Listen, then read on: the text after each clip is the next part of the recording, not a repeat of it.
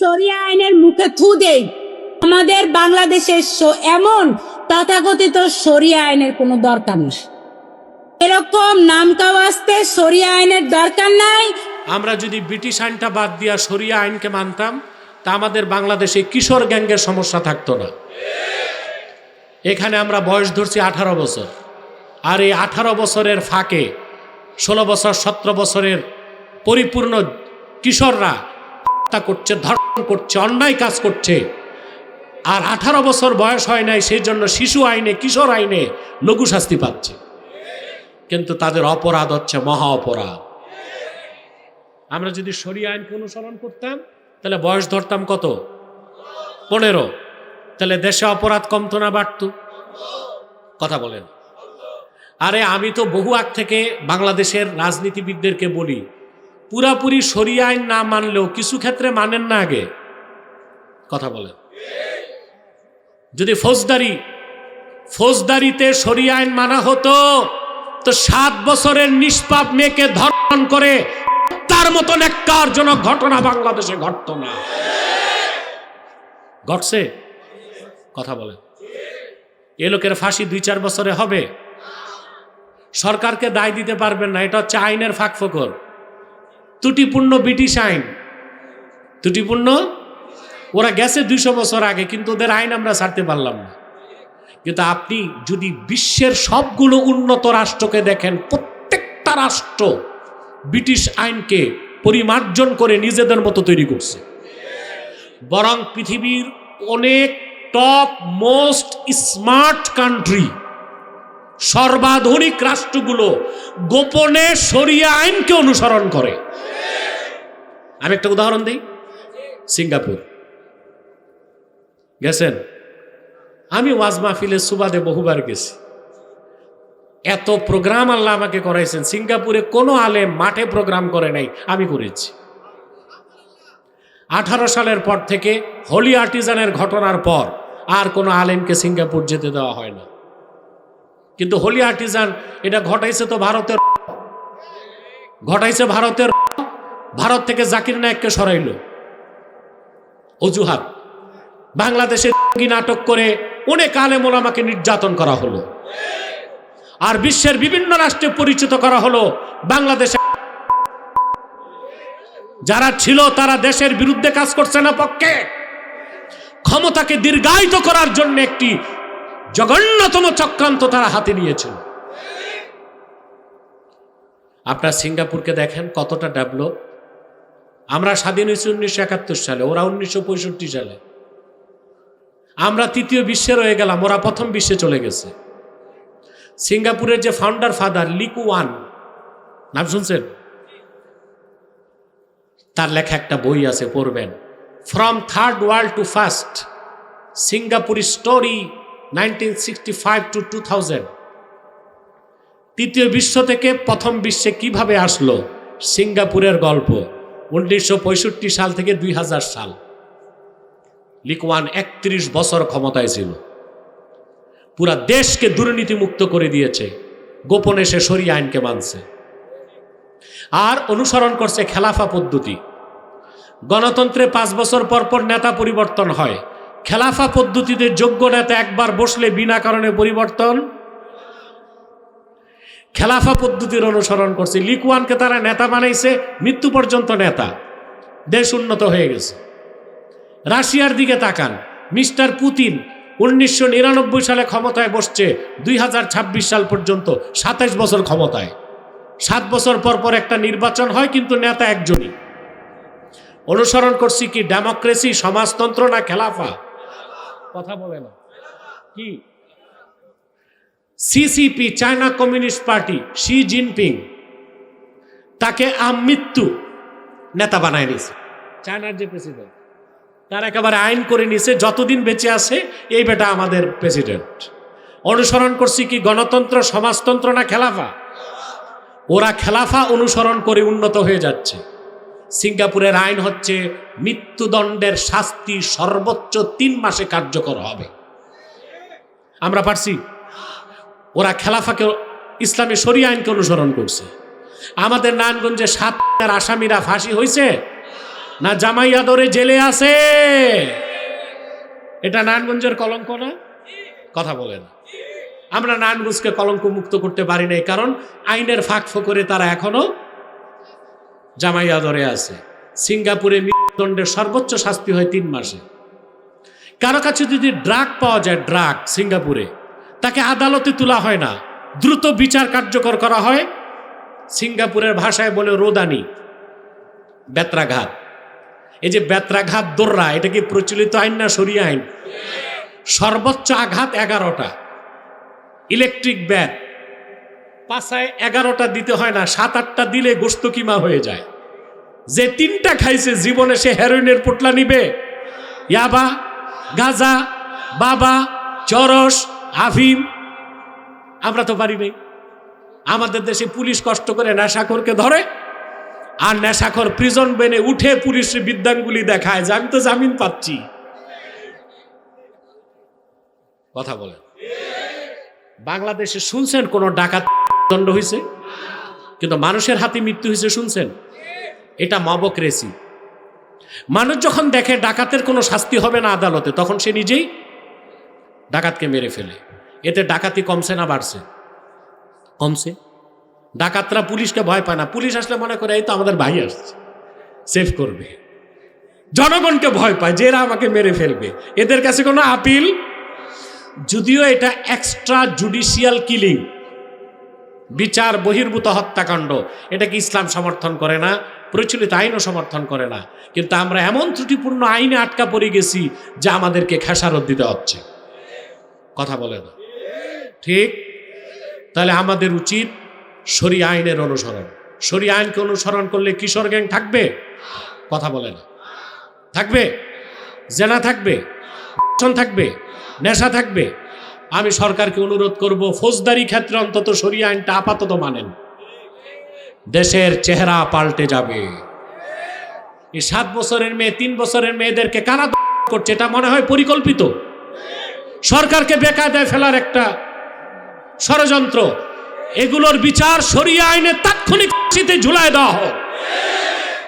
এই সাহস কেউ পাবে না। ঠিক কিনা বলে? পরিকল্পনা যাই থাক, ধর্ষণ করছে সে তো সাক্ষী দিছে, বলছেন আমি ধর্ষণ করছি, তাহলে ডিএনএ টেস্ট লাগে? আবার শুধু ধর্ষণ না, তারপর বলছে আমি হত্যা করছি, তাহলে আর কোনো সাক্ষী লাগে?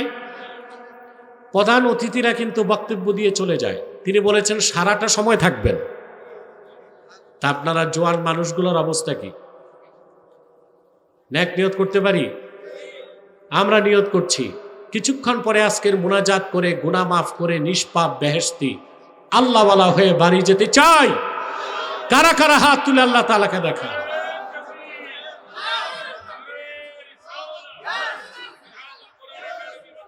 আল্লাহ কবুল করুক, আল্লাহ মঞ্জুর করুক। মাইকটা আর একটু সেট করতে হবে, পিছন থেকে সাউন্ডটা ঠিক করতে হবে। সাউবান দেখো। প্রিয় বন্ধুগণ, আর দেরি নয়, তিলাওয়াতের মাধ্যমে আলোচনায় প্রবেশ করছি। আমার সঙ্গে আপনারাও তিলাওয়াত করুন। এখন ঠিক হচ্ছে? আমার সঙ্গে আপনারাও তিলাওয়াত করুন, যেন প্রতিটি অক্ষরের নূর আল্লাহ তাআলা আমাদের সিনায় বিকশিত করে দেন। পড়ুন। আউযু বিল্লাহি মিনাশ শাইতানির রাজীম। বিসমিল্লাহির রাহমানির রাহিম। وَإِذِ ابْتَلَى إِبْرَاهِيمَ رَبُّهُ بِكَلِمَاتٍ فَأَتَمَّهُنَّ قَالَ إِنِّي جَاعِلُكَ لِلنَّاسِ إِمَامًا قَالَ وَمِنْ ذُرِّيَّتِي قَالَ لَا يَنَالُ عَهْدِ الظَّالِمِينَ। আল্লাহ তাআলা বলেন, মুহাম্মদ সাল্লাল্লাহু আলাইহি ওয়াসাল্লাম আপনি স্মরণ করুন, ইব্রাহিমের রব যখন তার পরীক্ষা নিলেন কিছু বিষয়ে, প্রতিটি পরীক্ষায় হযরত ইব্রাহিম সফলতার সাথে পরিপূর্ণ করলেন। সবগুলো পরীক্ষায় উত্তীর্ণ হবার পরে হযরত ইব্রাহিমকে আল্লাহ বললেন, ইন্নী জাইলুকা লিন-নাসি ইমামা। ইব্রাহিম, আমি তোমাকে মানব জাতির নেতা বানাবো। তাৎক্ষণিক তিনি প্রশ্ন করলেন, অমিন যুররিয়াতি, আমার বংশ থেকে যারা আসবে তারাও কি নেতৃত্ব পাবে? আল্লাহ তাআলা বললেন, লা ইয়ানালু আহদিজ জালিমিন, তোমার বংশে যারা জালেম হবে, শিরক করবে, কুফর করবে, জুলুম করবে, নেতৃত্বের নেয়ামত কোনোদিনও তারা পাবে না। বিশ্বের সমস্ত মুসলিমদের জাতির জনক হচ্ছেন ইব্রাহিম আলাইহিস সালাম। এতে কোনো সন্দেহ আছে? মুসলমান সাংস্কৃতিকভাবে, রাজনৈতিকভাবে যাকে তাকে বাপ বানাতে পারে না। এটা স্বীকৃতি আসবে আল্লাহর পক্ষ থেকে। আল্লাহ রাব্বুল আলামিন বলেন, মিল্লাতা আবিকুম ইব্রাহিম হুয়া সাম্মাকুমুল মুসলিমিন। উম্মতে মুহাম্মদী, তোমাদের জাতির জনক হচ্ছে ইব্রাহিম। সুবহানাল্লাহ। সারা পৃথিবীর মুসলমানদের আধ্যাত্মিক পিতা নবীজি মুহাম্মদ সাল্লাল্লাহু আলাইহি ওয়াসাল্লাম। সারা পৃথিবীর মানুষের আদি পিতা আদম আলাইহিস সালাম। সারা পৃথিবীর বিশ্বাসীদের জাতির পিতা ইব্রাহিম আলাইহিস সালাম। আর আমাদের প্রতিটি মানুষের আছে জন্মদাতা একজন পিতা। পঞ্চম কোন পিতা বানাবার সুযোগ ইসলামে নাই। সাংস্কৃতিকভাবে, রাজনৈতিকভাবে কাউকে পিতা বানাবার সুযোগ নাই। আধ্যাত্মিকভাবে কাউকে পিতা বানানো উচিত নয়। পীর কি বাবা হবে না শায়েখ হবে? কি হবে? অনেকে পীর সাহেবকে বাবা বলে। কি বলে? এটা শুনতেও তো একটু দৃষ্টিকটু মনে হয়। যিনি পীর হবেন তিনি হচ্ছেন স্পিরিচুয়াল গাইড, আধ্যাত্মিক নেতৃত্ব দিবেন। তিনি হবেন শায়েখ, তিনি হবেন স্পিরিচুয়াল টিচার, আধ্যাত্মিক শিক্ষক। ঠিক কিনা? হযরত ইব্রাহিম আলাইহিস সালামকে আল্লাহ তাআলা জাতির জনক বানাবার আগে তার পরীক্ষা নিলেন একটা, দুইটা না 10টা। কয়টা? সুবহানাল্লাহ। আমি তার মূল পরীক্ষাগুলোর কথা সংক্ষেপে বলছি। মাইক ঠিক করুন, খুব ডিস্টার্ব মাইক। পিছনে হর্ন চলবে, স্পিকার চলবে, ইকো থাকবে না, পিওর সাউন্ড থাকবে।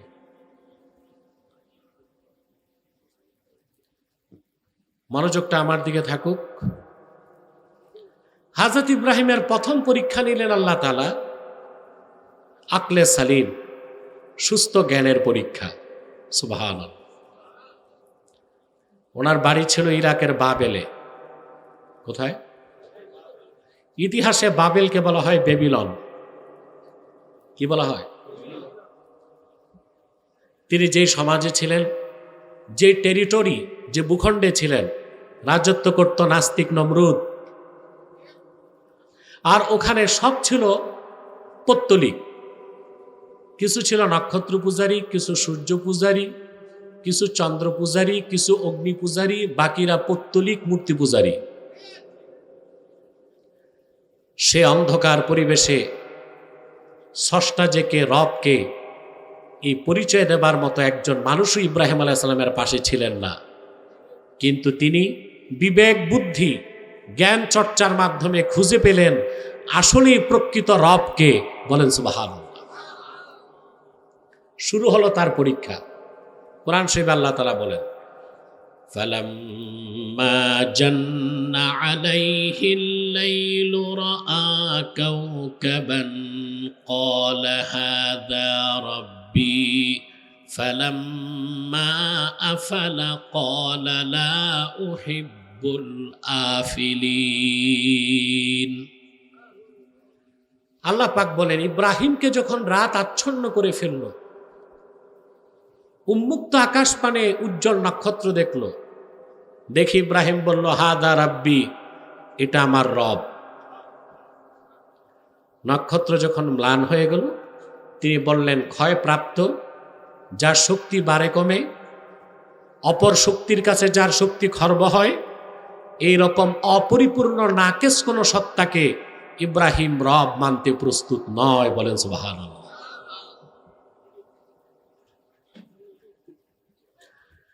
فلما رأى القمر بازغا قال هذا ربي فلما أفل قال لئن لم يهدني ربي لأكونن من القوم الضالين। তারপরে তিনি দেখলেন চাঁদ। চাঁদ দেখে বললেন, এটা আমার রব। চাঁদ যখন ম্লান হয়ে গেল, তিনি বললেন, আমার রব যদি আমাকে হেদায়েত না করতেন আমিও পথভ্রষ্ট হতাম। দেখলেন সূর্য। فلما رأى الشمس بازغة قال هذا ربي هذا أكبر فلما أفلت قال يا قوم إني بريء مما تشركون। আকাশে উজ্জ্বল সূর্য দেখে তিনি বললেন, এটা সবচেয়ে বড়, এটা আমার রব। সূর্য যখন ডুবে গেল, তিনি বললেন, হে আমার সম্প্রদায়, এই চাঁদ, এই নক্ষত্রে, সূর্য একটা রব নয়। তোমরা মহান আল্লাহর সাথে যেগুলোকে শরীক করো, ওই সব জিনিস থেকে আমি ইব্রাহিম পবিত্র। বলেন সুবহানাল্লাহ। আল্লাহর পরিচয় তিনি খুঁজতেছিলেন, জ্ঞান এবং আকলের পরীক্ষা দিলেন, ঠিক কিনা? একটা প্রশ্ন আসে, হযরত ইব্রাহিম আলাইহিস সালাম যতক্ষণ নক্ষত্রকে রব বলেছেন, যতক্ষণ সূর্যকে রব বলেছেন, যতক্ষণ চন্দ্রকে রব বলেছেন, ততক্ষণ কি শিরক হয় নাই?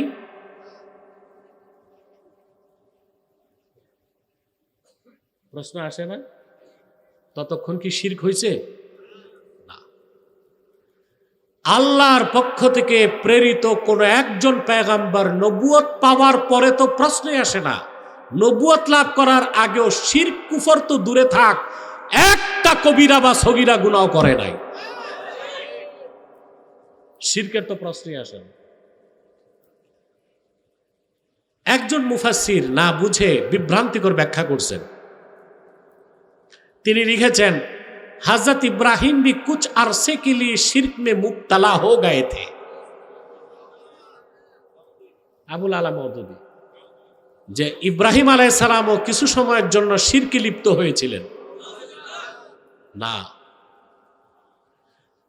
আহলুস সুন্নাল জামাতের আকীদা বিশ্বাস, আল আম্বিয়া মুনাজ্জাহুনা মিনাল কাবাইরি ওয়াস সাগায়ের, আল্লাহর সমস্ত নবীগণ জন্ম থেকে সকল প্রকার কবিরা সগীরা গুনাহ থেকে পবিত্র ছিলেন। বলেন সুবহানাল্লাহ।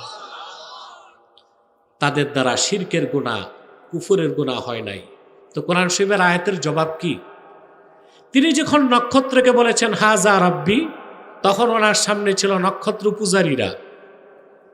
তিনি তাদেরকে লক্ষ্য করে বলেছেন, হাজা রাব্বি আলা জামিকুম, হাজা রব্বি ফি জামিকুম, তোমাদের ধারণা এটা আমার রব, আমার বিশ্বাস না। নক্ষত্র ডুবে গেল, চন্দ্র পূজারীরা ছিল, তিনি তাদেরকে বললেন এটা আমার রব তোমাদের ধারণায়। তারপর ছিল সূর্য পূজারীরা, তাদেরকে তিনি বললেন এটা আমার রব তোমাদের ধারণায়। এ একটাও রব না, শোনো প্রকৃত রবকে। ইন্নী ওয়াজ্জাহতু ওয়াজহিয়া লিল্লাযী ফাতারাস সামাওয়াতি ওয়াল আরদা হানিফাও ওয়া মা আনা মিনাল মুশরিকিন। এই কথাটা প্রত্যেকদিন নামাজে আমরা পড়ি।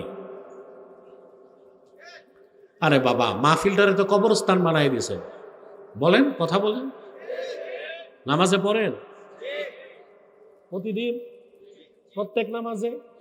ফরজ হোক, ওয়াজিব হোক, সুন্নত হোক, নফল হোক, পড়েন কিনা? কিন্তু হযরত ইব্রাহিম যে কাইফিয়াতে এই কথাটা বলেছেন, সেই কাইফিয়াত আপনার থাকে না। সেজন্য আপনি নামাজও পড়েন, সুদও খান, নামাজও পড়েন, ঘুষও খান, নামাজও পড়েন, বিচার আচারে বসে দুই দিক থেকে বাইপাস করেন। অথচ নামাজির চরিত্র হবে এতটা পবিত্র যে সে গুনাহের কাজ থেকে, অশ্লীল কাজ থেকে নিজকে রক্ষা করবে। এই গ্যারেন্টি কার? উতলু মা উহিয়া ইলাইকা মিনাল কিতাবি ওয়া আকিমিস সালাতা ইন্নাস সালাতা তানহা আনিল ফাহশাই ওয়াল মুনকার। আল্লাহ রাব্বুল আলামিন বলেন, হাবিব আমার মুহাম্মদ সাল্লাল্লাহু আলাইহি ওয়াসাল্লাম, আপনার উপর অবতীর্ণ কোরআন আপনি তিলাওয়াত করুন, নামাজ প্রতিষ্ঠিত করুন, আর আপনি বলে দেন আপনার উম্মতকে ইমানদারের নামাজ তাকে সকল গুনাহের কাজ থেকে রক্ষা করে। আল্লাহর কথা তো চিরসত্য, ধ্রুব সত্য, মহাসত্য, এর উপর আর কোনো সত্য। আল্লাহ বলতেছেন যে নামাজ পড়বে সে অশ্লীল কাজ থেকে বাঁচবে, গুনার কাছ থেকে বাঁচবে। আর আমরা 40 বছর নামাজ পড়তে পড়তে কপালে বাটকারা, কিন্তু যত গুনার কাজ আছে সব করি। তার কারণ আমাদের নামাজ আদায় হয়, কবুল হয় না। আদায় হয়, কবুল হয় না কেন? আপনি যখন নামাজে দাঁড়ান, হযরত ইব্রাহিম যে কাইফিয়াতে ইনকিতা মিনাল খালক, গোটা সৃষ্টি থেকে সম্পর্ক ছিন্ন করে ইব্রাহিম আলাইহিস সালাম ইন্নী ওয়াজ্জাহতু বলে আল্লাহর সাথে সম্পর্ক করেছেন। তাসাউফের ভাষায় সেটা ফানা ফিল্লাহ। ওই রকম কাইফিয়ত আপনি অর্জন না করেই তো নামাজে দাঁড়ান। এই জন্য নামাজে দাঁড়ালে যত চিন্তা, বাজার ঘাট হাট, ধান্দাবাজি, ব্যবসা, চাকরি সব আপনার মাথায় এসে জমা হয়। কিন্তু হযরত ইব্রাহিম যে বিশ্বাস নিয়ে ইন্নী ওয়াজ্জাহতু পড়েছেন, সেই বিশ্বাস নিয়ে আপনি যদি নামাজে দাঁড়ান, আপনার দেহের কাবা হবে, কেবলা হবে কাবা, আর আপনার দিলের কাবা হবেন স্বয়ং কাবার মালিক আল্লাহ। তখন আপনার নামাজ হবে প্রকৃত নামাজ। সে নামাজে আপনি লজ্জাত পাবেন, স্বাদ পাবেন, মজা পাবেন। সেই নামাজে কি ঘটবে? ইনকিতা মিনাল খালক, তাআল্লুক মাআল খালিক। সৃষ্টির সাথে আপনার কোনো সম্পর্ক থাকবে না, স্রষ্টার সাথে বন্ধুত্ব হয়ে যাবে। ওইভাবে যদি 40 দিন আপনি নামাজ পড়তে পারেন, মুনাফিকের খাতা থেকে আপনার নাম কাটা পড়ে যাবে। হযরত ইব্রাহিম প্রথম পরীক্ষা দিলেন কি? সবাই বলেন, জ্ঞানের পরীক্ষা। তিনি সকলকে বললেন, শোনো রবকে, ইন্নী ওয়াজ্জাহতু ওয়াজহিয়া লিল্লাযী ফাতারাস সামাওয়াতি ওয়াল আরদা হানিফান ওয়া মা আনা মিনাল মুশরিকিন। আমি মুখাপেক্ষী হলাম সে মহান সত্তার, যিনি আকাশ ও জমিনকে সৃষ্টি করেছেন সুনিপুণভাবে। আমি মুখাপেক্ষী হলাম হানিফান আই মা ইলান ইলাল হক, সমস্ত শিরক থেকে মুক্ত হয়ে আল্লাহর তাওহীদ অভিমুখী হয়ে গেলাম। পরীক্ষায় পাশ করছেন? কথা বলেন। আসলে আল্লাহর পক্ষ থেকে দ্বিতীয় পরীক্ষা, ইব্রাহিম আমার তাওহীদের প্রচার তোমার সম্প্রদায়কে করো। এখন সম্প্রদায়ের যা ছিল সব ছিল পৌত্তলিক। সব কি ছিল বলেন? স্টেজে উঠানামা না করলে ভালো হয়, এতে আমার মনোযোগ নষ্ট হয়। আর স্বেচ্ছাসেবকরা যে বোধহয় খাওয়া দাওয়ায় বসছে, সাবান কোথায়? নাই। মাইকটাকে গাইড করো, আওয়াজটা স্পষ্ট করো, প্রয়োজনে আওয়াজ কম হোক, পরিষ্কার আওয়াজ দরকার। আপনাদের কষ্ট হচ্ছে? আর কিছু সময়, হ্যাঁ, ফজর বাদ দিয়া আকাশও গর্জন করছে। যখন তখন আল্লাহ আমাদের পরীক্ষা নিতে পারেন। কি বলেন? তিনি যদি বৃষ্টি দেন, সেটা কি জাস্টিস হবে না ইনজাস্টিস? সেটা হবে ইনসাফ। তবে আমরা দেখতে চাই তিনি বৃষ্টি না দিয়া ইহসান করবেন কিনা, ঠিক কিনা? বৃষ্টি দিলে ইনসাফ, না দিলে ইহসান। আল্লাহর কাছে ইনজাস্টিস, অবিচার বলে কিছু সুবহানাল্লাহ। ইব্রাহিম আলাইহিস সালাম চিন্তা করলেন, আমার সম্প্রদায়তে আমি ছাড়া আল্লাহর তৌহিদে বিশ্বাসী একজনও নাই। কিন্তু আল্লাহর হুকুম তো, এটা তো তার পরীক্ষা। তিনি সোজা চলে গেলেন পূজা মণ্ডপে, যেখানে তার গোত্রের লোকজন মূর্তি পূজা করত। তিনি বললেন, মা হাযিহিত তামাসিল, এইসব প্রতিমা, ভাস্কর্য, মূর্তি এগুলো কি? এগুলোর ইবাদত করো কেন? তারা কোনো দলিল দিতে পারে নাই, পৌত্তলিকতার পক্ষে একটা যুক্তি দিছে। ক্বালু ওয়াজাদনা আবাআনা লাহা আবিদিন। এগুলোর পক্ষে কোনো যুক্তি দলিল নাই। আমরা আমাদের দাদা বাবাদেরকে দেখছি মূর্তি পূজা করতে, আমরাও করি। বলেন না নাউজুবিল্লাহ। ইব্রাহিম আলাইহিস সালামের গোত্র মূর্তি পূজার পক্ষে একটা যুক্তি দিছে কিনা? যুক্তিটা ছিল সাংস্কৃতিক।